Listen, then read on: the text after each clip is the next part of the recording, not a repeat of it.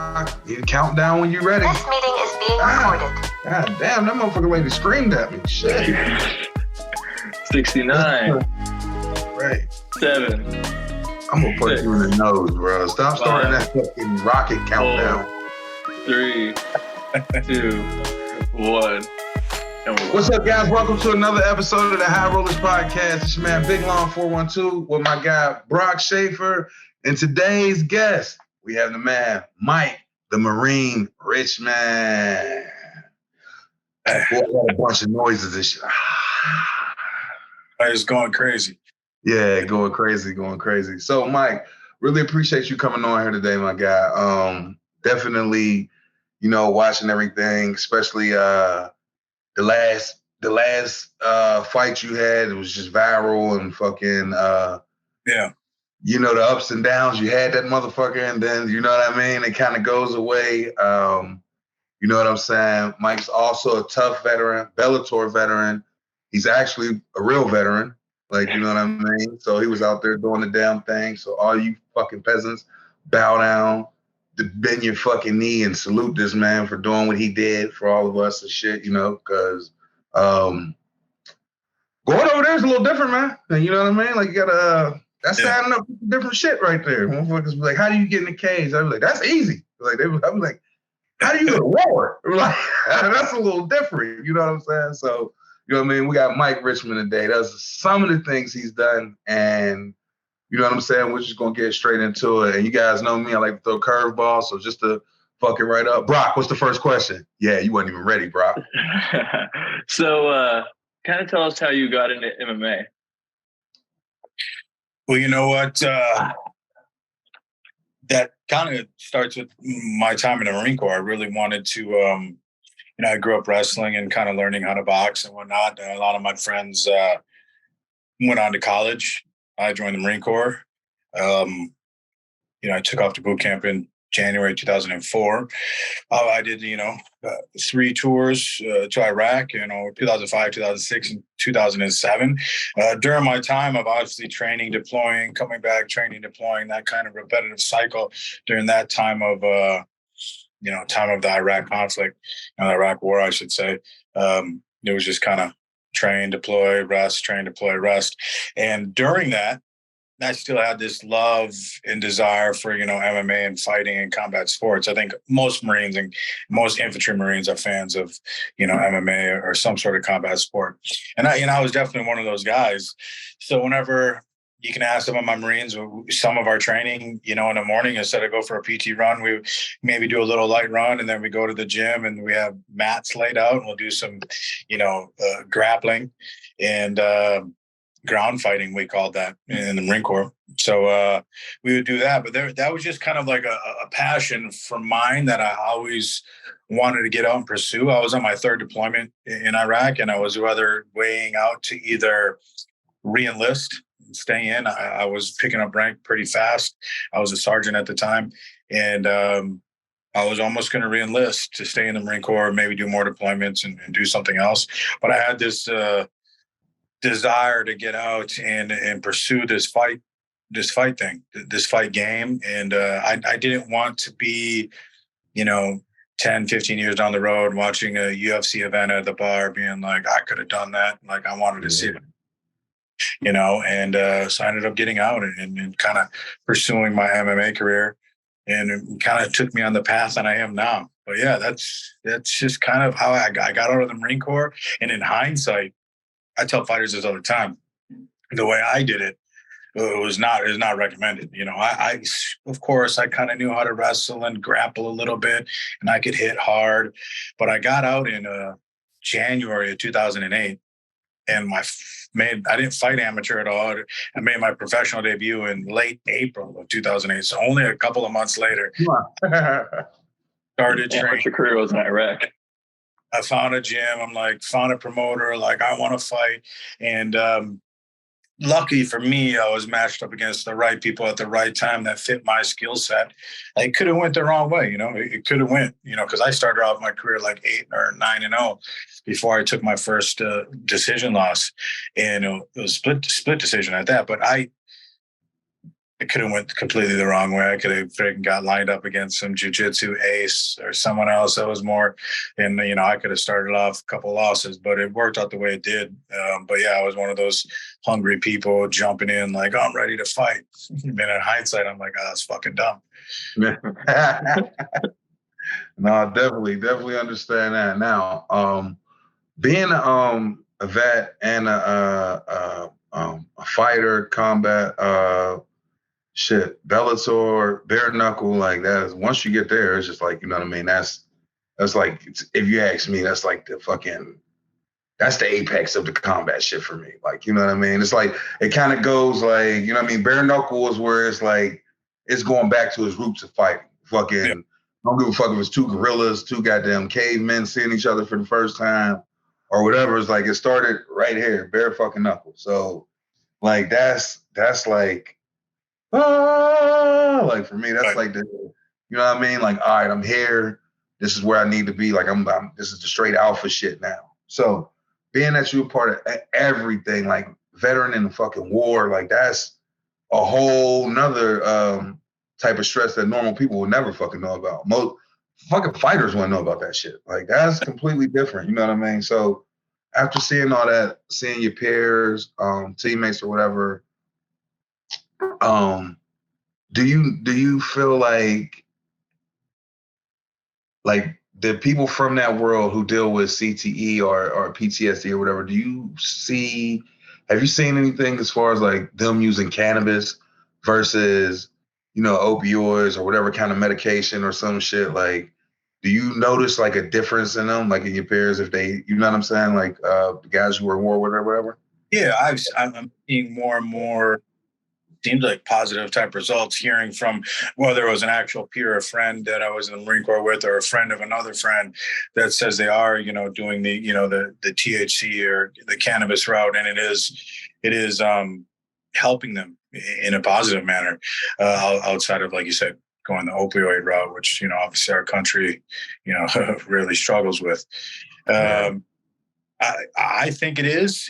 I've never dove into it myself personally. I've always thought about, kind of going that way, at least for just kind of rest and relaxation and recovery or whatever, kind of mental relaxation state and all the other positive things that it does. I've never done it myself of yet, but I've definitely thought about doing it. But I have had, combat veteran peers that do it, and even replace their ability to not want to drink as much. Even that guy, I go through waves myself, my own little problems of wanting to drink heavy and whatnot. And I have friends that went that route. They're no longer, desire to tip the bottle that heavy anymore. Yeah. So, I'm hearing good things about it for sure. Definitely. So now that you said that, though, I got to lay this offer out here. When you do decide you want to jump in, I would love to be one of the first people you reach out to so we can make sure it's done the complete right way. We're going to pick the perfect strand.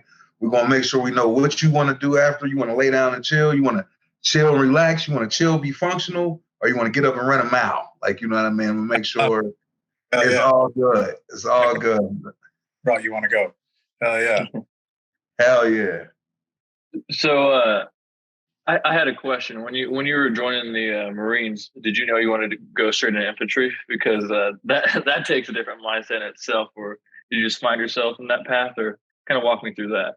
No, yeah. I was one of those guys where went in the recruiter office and I want to join the Marine Corps and I want to be in the infantry, which is, pretty easy for a recruiter to get set up for you, right?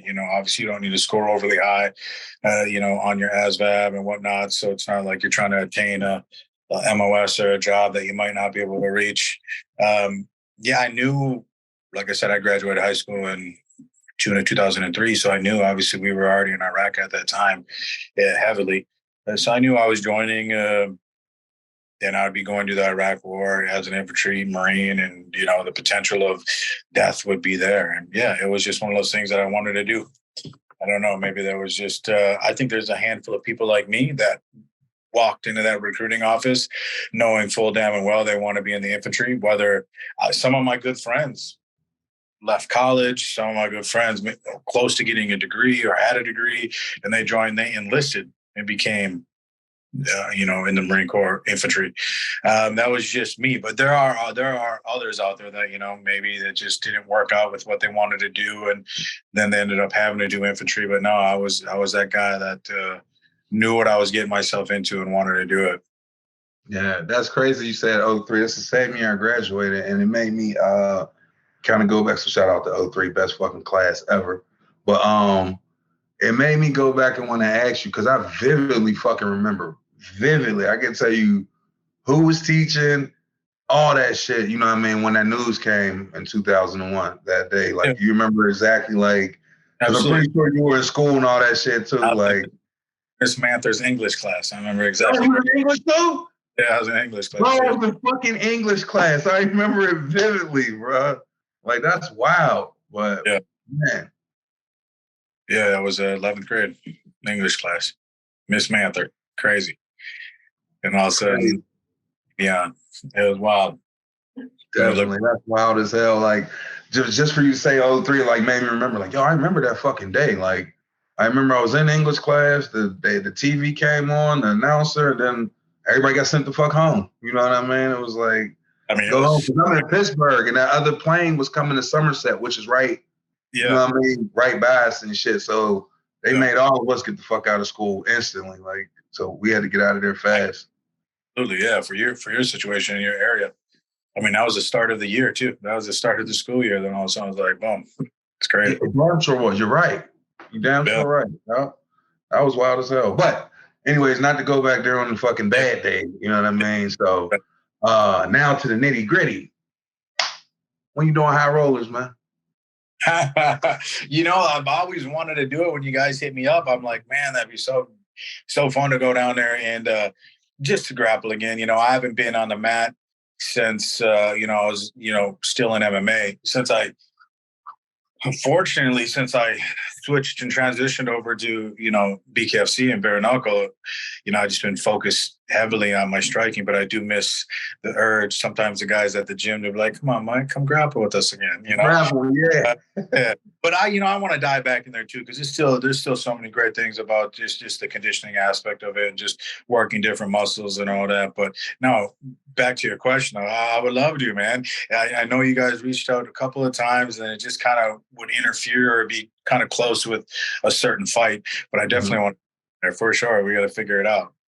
Hell yeah, we'll do let's figure something out. We'll make you like the team captain for War Games or something when we do all the branches going up against each other. That's what we reached out to you for about before, right? Yeah, I believe that was the one. Yeah.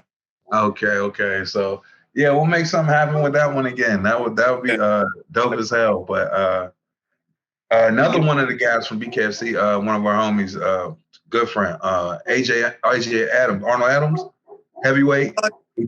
So he's at High Rollers religiously. That's where he trains out of when he's there in Vegas. He trains at the High Rollers thing for his fight camp and shit. But shit. Yeah, hell yeah. But it's dope because he's there all the time. Like, he's at the announce table, he's watching. He's there all the time. Like, bro, you gonna get in there? He's like, fuck no, not good. Like, hell no, they ain't grabbing my leg in there. Like, and it's just like, it's funny though, just because it's like, you think it like jiu-jitsu, like, oh, whatever. Then like BKFC, like, oh, these motherfuckers do. And then you see him, you're like, yo, you gonna get in there and do jiu-jitsu? Like, no, like, hell no. Like, so it's just crazy to see like that you know what I mean? What people may think of one thing versus the other. And a lot of people don't know, like, strikers, they see that shit and they're like, yo, bro, you're not about to be grabbing my fucking leg and shit like that. So you being in both worlds, like, is it hard sometimes when you're in there and you're like, oh, single leg, oh, I can't do that. Like, you know what I mean? Like, I've always had to, and I'm glad you bring it up, because people will tell me, they're like, man, you never, Mike, whenever you knock someone down, you don't ever seem like you're going to follow up like some MMA fighters do. I just was, I always loved the art of boxing and just kind of the art of that game, that pugilist style game, that I have the good ability to just transitioned to that mode. You know, now the MMA mindset's out the window, and now we're just doing this bare knuckle boxing, you know, bare knuckle fighting style of a rule set. And, you know, I've never had the urge to shoot a double or shoot a single or anything like that. Double underhook. And granted, I was always a striking first type of fighter anyways in MMA, so that helps. But, you know, the rule sets are a little bit different. You know, obviously with the Lorenzo fight, you know, if the rule sets were MMA, I would have followed him on the ground and took him out on the ground. But the rule sets are the rule sets, you know, and that's the game that we play, and it's still a beautiful sport, and I love it. Yeah, definitely. Like I said, I truly probably wouldn't have shit to do with any type of martial arts, honestly, if it wasn't for the beginning, like with bare knuckle and, you know what I mean? There's all the traditional old school. Like I watched all the old school bare knuckle, London and Ireland, and you know what I mean? All the guys in the hay bales and all that shit. But for me being an inner city black kid, then you already know who the Michael Jordan of bare knuckle is for us, Kimbo Slice. You know what I'm saying? So it was like once Kimbo came on the scene, it was like, holy shit, like, man, damn, black dudes fighting too. Like, oh, and he from the hood. Like, I'm gonna try this shit. Then it was like, Kimbo's doing MMA. It was like, for real? Like, all right, well, I guess black people do MMA. Like, it was like, for some reason, black people just thought black people couldn't do MMA. Like, you know what I mean? Like, until the internet came along, you seen everybody, the Kimbo Slices, and you know what I mean, all the other guys. But kind of segued into the other question, the Lorenzo shit. Now that the match is over, is that dead? Was it just to like sell the fight? Is it real still like, hey, if I see you in the back out of the grocery store, I might hit you with one of them real quick? Like, yeah, I think if we continue to cross paths, we're gonna continue to be at each other's face. Yeah, be at each other. I think it, you know, it started off as some sort of, you know, your fight hype, and then we just kind of, when you poke each other so much more and more and more, you just elevate it to another level, and then you kind of pass this threshold of, now it was kind of a work to now it's like a serious, you fucking can't stay, you know, and then you kind of keep it there.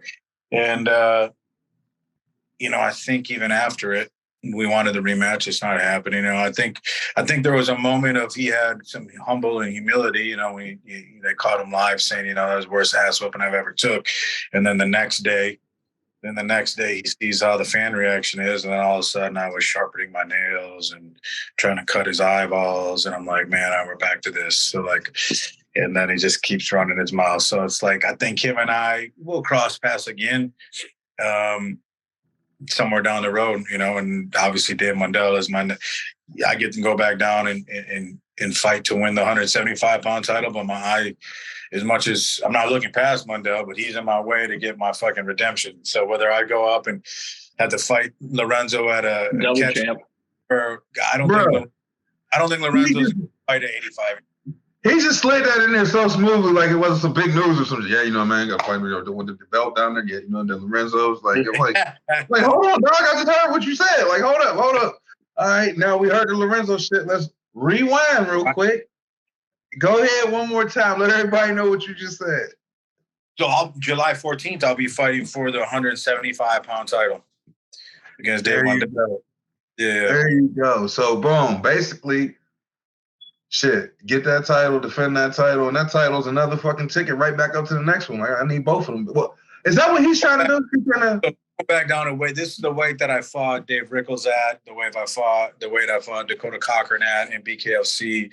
And then when the possibility came to go up and fight for the interim title, when I went up in weight 10 pounds to fight Doolittle for the interim because they weren't sure what was going to happen with Lorenzo, that's what set me on that path, you know, to fight Lorenzo. And him and I were always, even when I was at 175, him and I's little online beef and then meeting each other at the weigh-ins, that started like a year prior before the actual fight itself. Before the fight even set up. Yeah, before everything was actually set up. So we were building up something. Yeah, now, I became a fan of you on the Rickles fight. That was my first BKFC fight that I got to see live here in Wichita. That was my hometown, and that was a very impressive performance. And then so I got home that night and started, how you do when you find a fighter, like start going back and looking at their previous performances. Like, holy shit, there's no meat on these punches. Or I'm sorry, there's no fat on these punches. It's straight to the point, And I'm just your ability to really keep them sharp and hard and piece people up has really been able to impress me, especially when you went up to fight Doolittle, another Wichita guy who I've trained with in the past, another big guy where you're able to do the same too. Doolittle has a great little. I will give Doolittle credit. Doolittle is just one of those workman-like guys where he doesn't do anything flashy or anything great. So when you watch him, you think you can just beat him off the couch. But then when you get in there against him, that dude's got the hardest face. I hit him with some shots, and that dude can take some licks. And there was a couple of shots I hit him, and I'm like, man, this guy's not going to go down easy. And that looked like that. That looked like the hardest one. And I hit hard, and that dude was, taking some shots and eating them up like fucking Pac-Man. And I'm just like, oh shit, this would be a tough one. Yeah. No, the way I seen that one draw out and the Lorenzo fight draw out is, it seemed like Doolittle would have been like the tougher opponent. It seemed like you were having a hard time with Doolittle opposed to like just getting caught by Richmond. Or sorry, getting caught by Lorenzo. Yeah, I think I match up really well with Lorenzo and my style. I think it was one of those. It sucks, that was my, Pat Barry Czech Congo moment. That was my where I'm on the end of it, and I just felt like my speed, my skills, and my skill set, and just my fight IQ and how I fight, pressure fighter, bringing it to Lorenzo just matched up really well. And then, I got he landed that one shot that landed on the right button. So dead clock's right twice the fucking day. So he landed it. Yeah. Now, kind of going back to your other fights and this fight, a lot of people may not know, but what weight class did you start fighting at? Well, it's funny. My professional debut, I started at 170 pounds. And then I went down to 155, and then I went down to 145, and then I fought three fights at 135, and then I went back up. So do y'all people fucking hear this? Let me get close to the mic. Do y'all hear what he just said? He started his first fight at 170 and went down to fucking 135. Yo, that's a hate crime where I'm from. Like, what the fuck? Like, yeah, that's like some Anthony Rumble shit right there. Like, you know what I'm saying? Like, that's because if you guys never cut weight or anything, like, it's definitely some crazy shit. So now, when you were doing that, did you like diet to a weight and then cut, or was it just full fledged?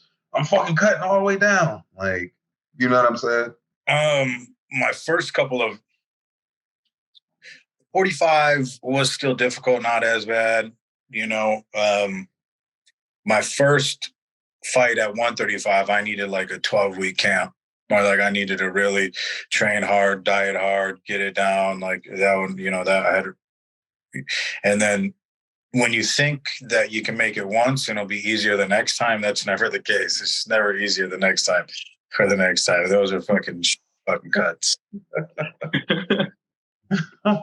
And then, you go, so you went all the way backwards. So you first fight 170, and then you fought down, and then went back up.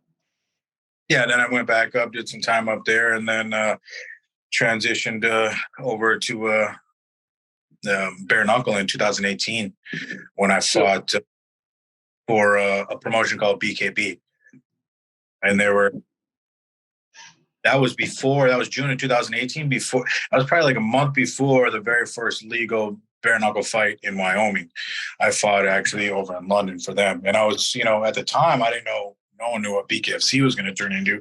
Everyone thought BKB was kind of the big, the time. They just never seemed to maybe get the funding underneath them. And I was hoping to continue to fight with them because, I liked their skill set. They were real skilled, no active. They were very old school pugilism style, no active clinch, anything like that, and it just didn't turn out to where they were going to bring me out enough. I knew, it wasn't in their financial books. It cost them a lot of money to fly out an American, let alone fly out an American in his corner and then pay him accordingly. It just didn't work out. I was hoping to get more fights with him. Then I thought I was going to fight Jimmy Sweeney. Like 2 years later, we finally put together some deal. And then that's right when I was negotiating with BKFC at the same time. And then it just got to the point where the BKFC deal just seemed more logically better for me than going over there and fighting Jimmy Sweeney and then being under contract with him and then being shelved again.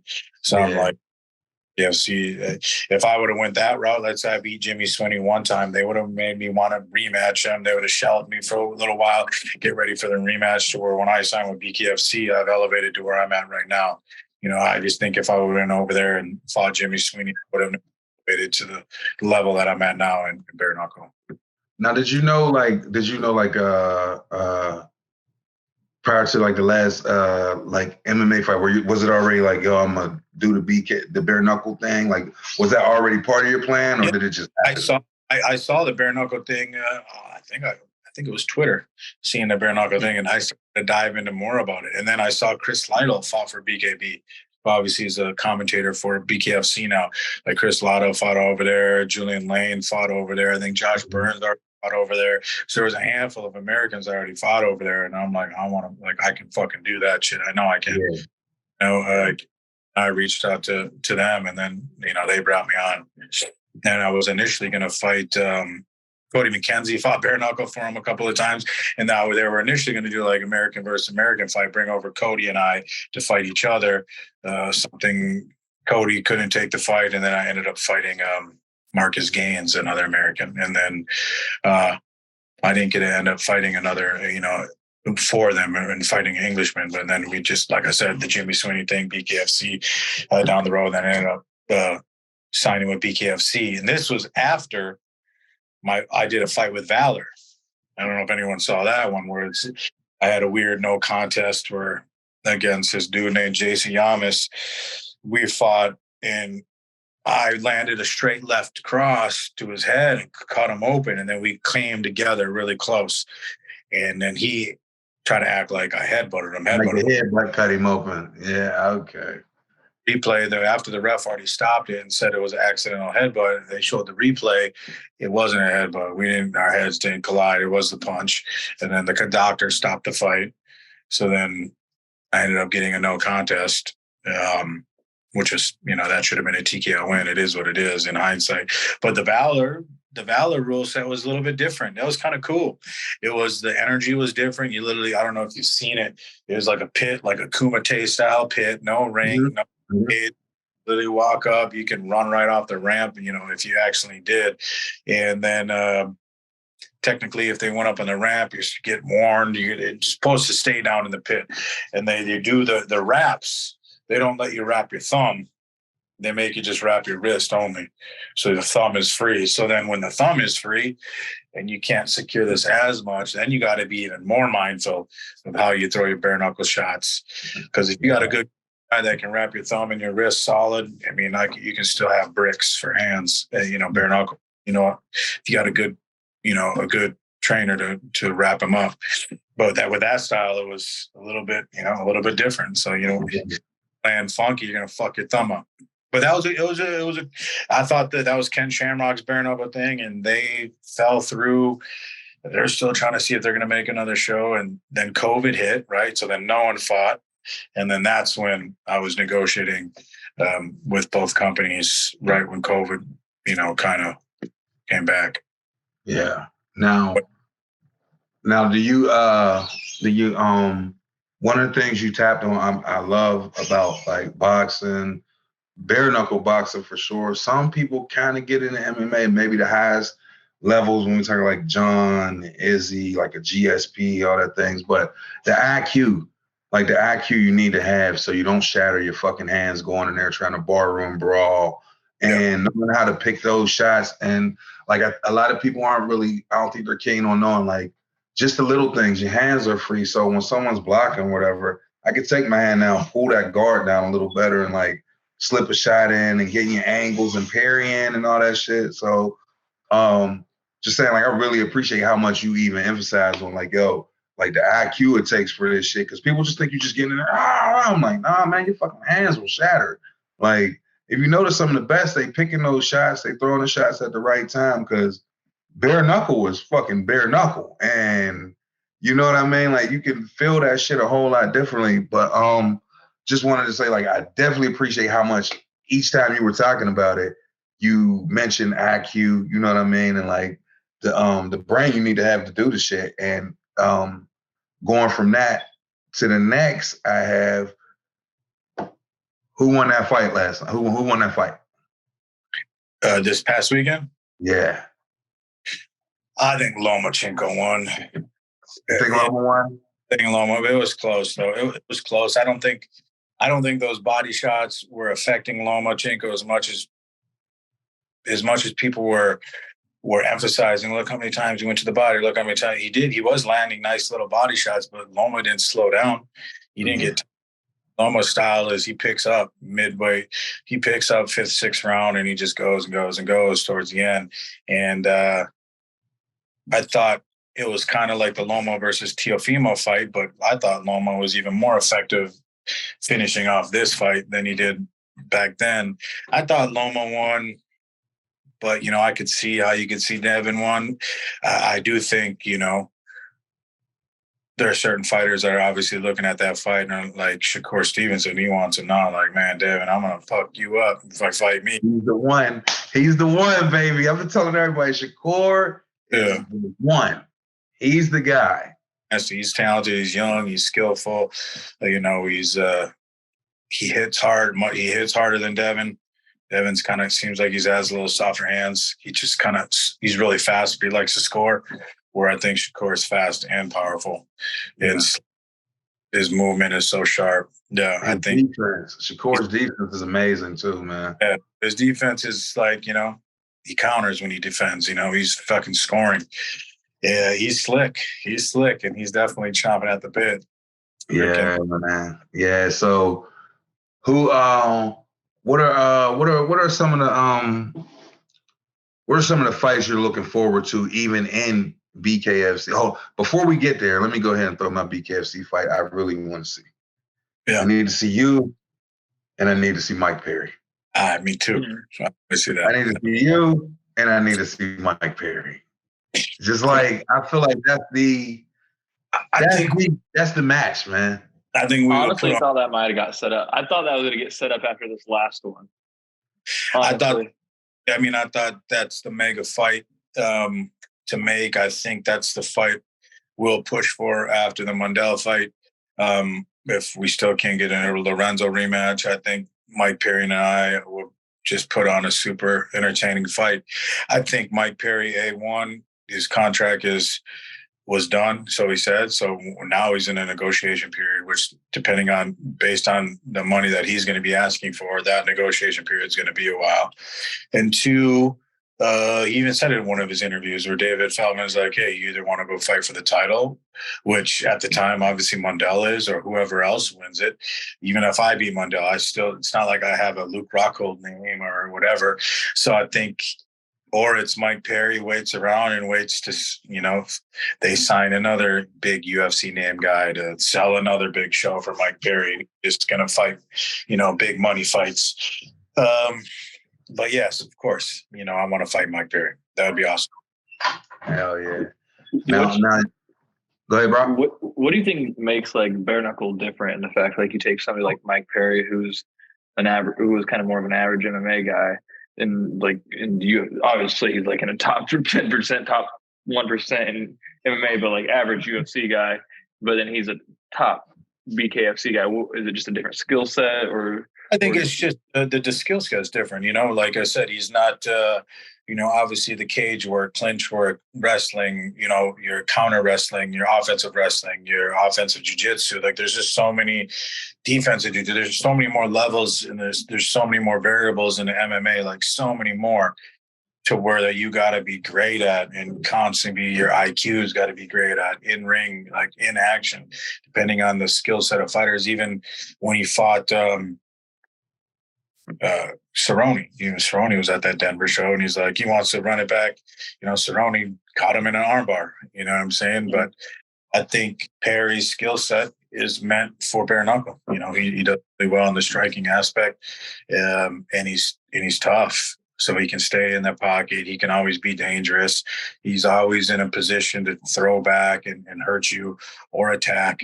I think that's what it really comes down to is, at the end of the day, MMA, you got to be really, really good at a lot of things at a really, really high level, and you got to do it consistently.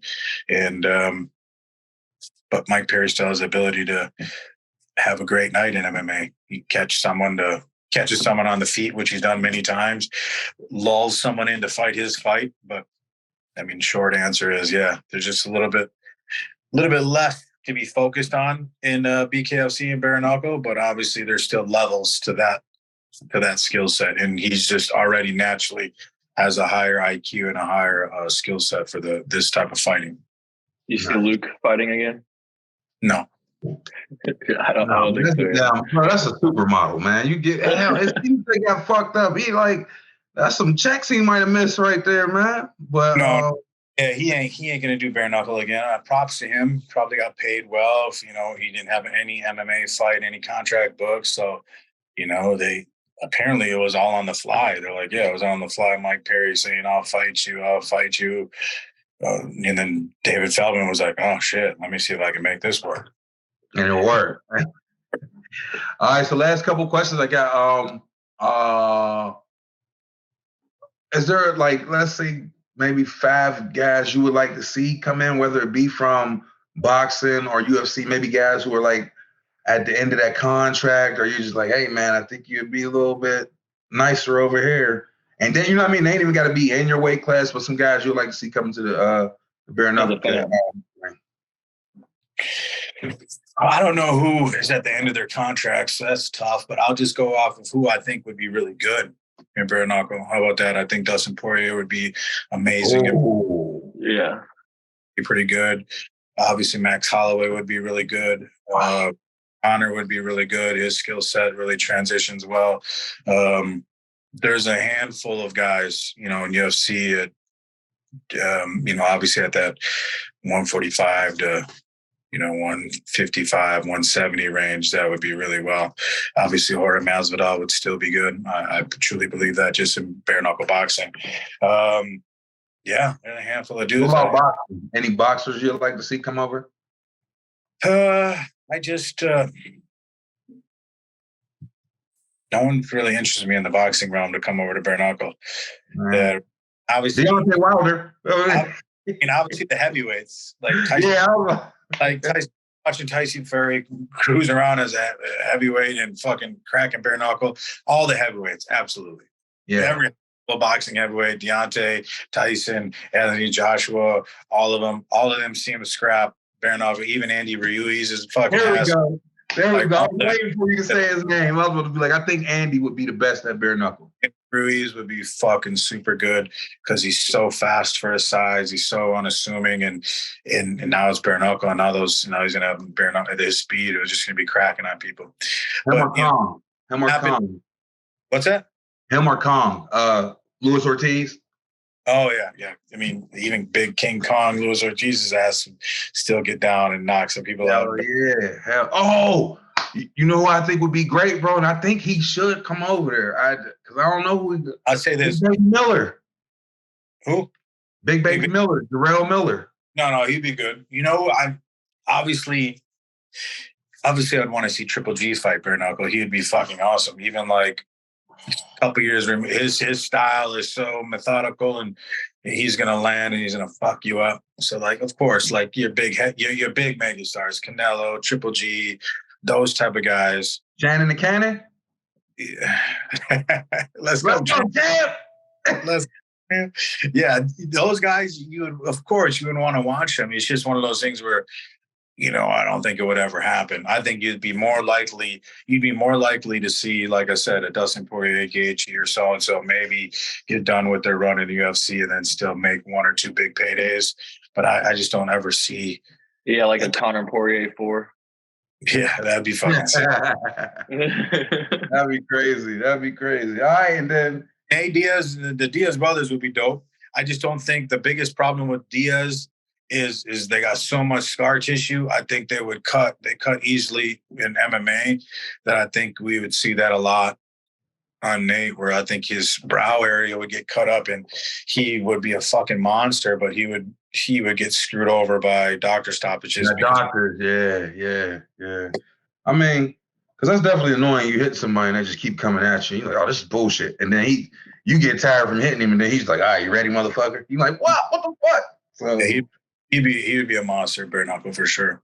Definitely. Now, the last most important questions is 3 of them. It's very important.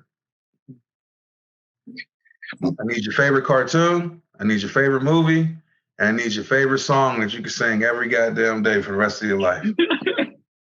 Goodness. Oh, fuck. Yeah, the real questions get everybody. Favorite cartoon? Oh, man, I'd have to go either Family Guy or South Park. Oh, fucking Rick and Morty is pretty funny. I'm not going to lie. I thought you were going to say like Johnny Bravo. You know what? I can't go back. I can't really think of an old school child like. So now I'm thinking of like funny, immature fucking cartoons. Yeah.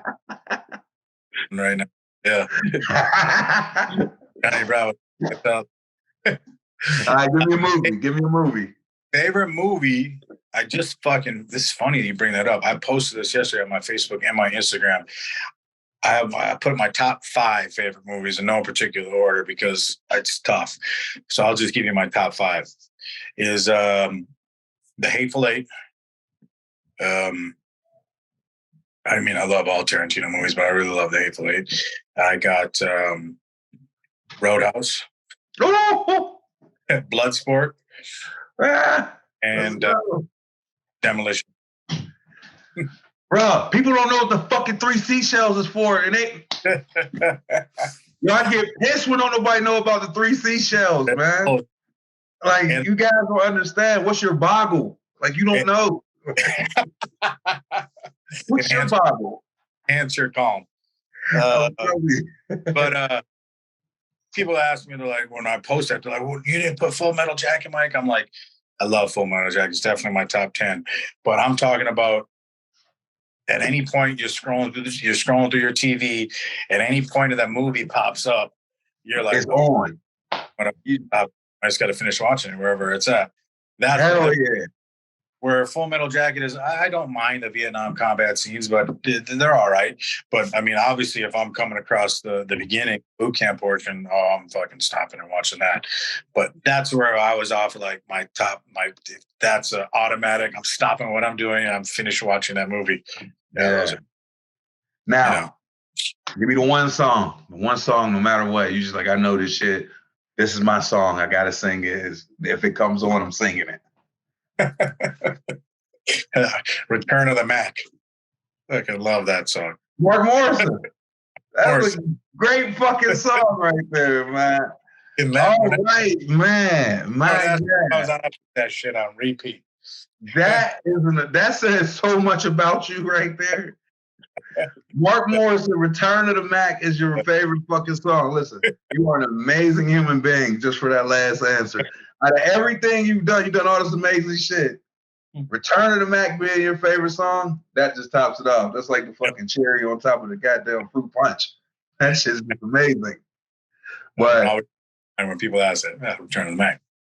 Yeah, hell yeah. Now, hey, before we get out of here, you got any sponsors you want to plug? Shout out any shout outs, anything, you know what I mean? The floor is yours right now. Huge shout out to Lions Not Sheep. You know, they take care of me really well. Obviously, OnlyFans, I'm still rocking with them. And big shout out to Kevin Smith, my manager. You know, his management team, appreciate them always looking out for me. And then just, you know, everyone else out there that follows and supports my career. You know, I got nothing but love for that. Hell yeah. Brock, you got any shout outs, brother? Yeah, well, we got a couple events coming up as usual. Go ahead and do. Maybe we get Mike to one of these. Yeah. It will be up into his corner of the United States anyway. So we got next weekend, Memorial Day weekend, we got Arizona, May 28th. registration is closing this week. I can't give you an exact date because I don't know. I think it's the night before. I'm being honest. For the Open, registration for the Open closed the night before. I'm pretty sure. Correct me if I'm wrong, Lonn. Yeah, don't put that shit on me, Ricky Bobby. Put that evil on me, Ricky Bobby. But yeah, so May 28th, we got High Rollers going down in Arizona. Right after that, July 24th, I believe we have High Rollers in Washington, D.C. July 15th, High Rollers in San Diego, California. Then right after that, we're going to Boston. Are we going to Boston? Yep. After that, we're going to Boston. Yeah, I actually have the dates right here for Boston. It is going to be a wrestling and jiu-jitsu event. So we got both of them. Yeah. So don't forget, High Rollers, we have freestyle wrestling. Yep. We have jiu-jitsu in Boston, September 22nd, and then the following day, the 23rd, is wrestling. All right, guys. So you heard it right here. Boston, Mass, September 22nd, BJJ, AJJ, whatever JJ you want it to be. Then the next day, we're going to have some freestyle wrestling going down. Don't forget, guys, if you didn't make it to that world title in college and all that, it ain't over, baby. The Stoners got you. The Stoners got you, all right? We're going to make fucking champions, defending champions. Freestyle wrestling's got a home like the WWE now, and it's fucking brought to you by the people who smoke weed and get shit done, all right? Hey, I just want to point out that we had the World's event a few weeks ago for wrestling, and seen a lot of guys that are at the High Rollers wrestling there do pretty well. So we have some world-class guys that come in and compete. So if you really want to test your ability and your strength, we are we're becoming the premier league in wrestling. Yeah, I mean, we definitely had the gold medal winner from Puerto Rico come, and he actually won the High Rollers wrestling event he was in. So the Olympian from Puerto Rico came, he won the High Rollers event. He's coming back to compete soon. So yeah, guys, we got shit going down. Make sure you guys tune in. We're gonna have Mike out there wrestling. We're gonna get him a fucking camo singlet. It's gonna be going down with the sergeant stripes on that motherfucker. I'm telling you, we're gonna have a ball. But like I said, once again, guys, huge shout out to the team, huge shout out to the High Rollers team, all of our sponsors helping us do this. Major shout out to Mike, the Marine Richman. If you've seen, go ahead, say hello, give him your good graces, because he's doing his thing in the BKFC ring, did his thing in the MMA cage, but he's also one of the motherfuckers who's on the front line when shit went bad. You know what I'm saying? He jumped out there. You know what I mean? He fucking walked it like he talked it. So, you know what I mean? Salute to him for doing all that shit. Thank you. We appreciate you. We'll get you on one of our High Rollers war game joints. And we do a lot of, who do we do that through? Ranger Road? You familiar with Ranger Road? Not familiar, no. But we do a lot through Ranger Road, and then we do with Mitch Aguilar, who runs the Adopt a Cop BJJ. Like, he helps a lot with that shit. So we'll definitely get you out here, you know what I mean, running shit, holding it down. Class of 03, you know what I'm saying? Y'all don't know nothing about that. We had fun in life. We were outside. Y'all never played hide and go seek. We did. It wasn't. Sure. Definitely, but Mike, I'm going to quit running my mouth, brother. Thank you so much for coming on here today. I appreciate you. Got to get you out here. Hell yeah. Thank you, guys. You guys have a good day. Thank you. Thank you, too.